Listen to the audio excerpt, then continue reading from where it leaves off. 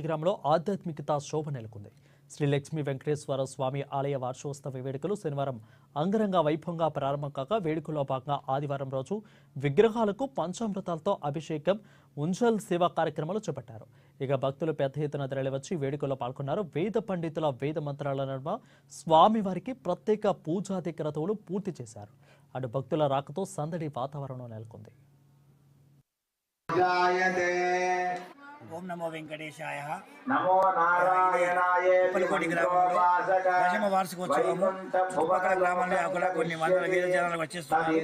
ఈ బ్రహ్మోత్సవాల భాగం ఈరోజు రెండవ రోజు ఉదయము విశేషణ పూజ, పుణ్యవాచనము, అంతేకాకుండా యోగ కార్యక్రమము తర్వాత తిరుమంజాసనము, స్వామి అమ్మవారికి అభిషేక కార్యక్రమం, ఆ తర్వాత గ్రామ బలి, ఉంజల్ సేవ కార్యక్రమం జరగబడుతున్నాయి. ఈ కార్యక్రమాలు చాలా భక్తులు బ్రహ్మాండంగా హాజరవుతున్నారు. ఆ భక్తుని స్వామి అనుగ్రహం ఉండాలని కోరుకుంటున్నాం. జై గోవింద. ఓం నమో వెంకటేశాయ. జై శ్రీమన్నారాయణ.